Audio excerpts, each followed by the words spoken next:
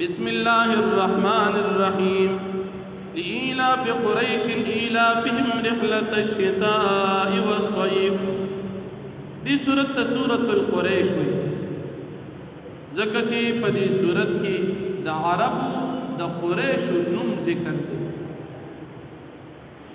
دا سورت مکی دا ہجرت نوڑان دی نازل دی. اولنی حصہ دا سورت مکی دا ہجرت نوڑان دی نازل دی.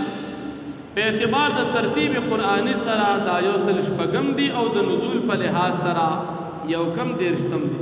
په دې صورت کې یو رکوع څلور آیتونه دي. د دې صورت د مخکې صورت سره ربط او مناسبت دا چې په مخکې صورت کې تعظیم د بیت الله شریف بیان شو. د بیت الله عزت وکوي او په دې صورت کې د بیت الله شریف چې کوم متولی خلق دي چې قریش دي دا غي فضیلت ذکر کیږي.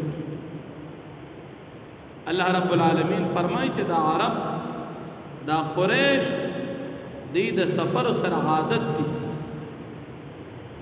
د قریشو په کال کې دوه سفر کول.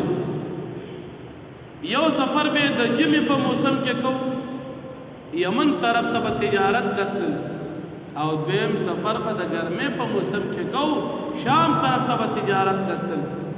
چې التبلال خلق بوې د کتا ګورې قریش دي دا د بیت الله شریف ګوانډیان دي د دې ډېر قدر کوي. الله جل شانه دې خپل احسانات یادې چې تاسو له زون احسانات پتا سما کړی او بیا دې خپل ذمہ داری بیانې چې زما احسانات در باندې ډېر دي نو خپل بندگی زما کوي عبادت کوي. الله جل شانه فرمایي لإيلاف قريش عادت وی دي قریش ایلافهم رحلة الشتاء والصيف دی عادت دی د سفر رحلت الشتاء د سفر د جمی په موسم کې یمن طرف تا وصيف او د ګرمه په موسم کې شام طرف تا. فليعبدوا رب هذا البيت پس پکاز چې دی عبادت کی د رب د کور بیت الله شریف د رب عبادت کی. الذي اطعمهم من جوع اغذات چې طعام در کی تاسو ته په وخت لوګه کی احسان داد کی چونکہ چې روڑے در کی خوراک در کی.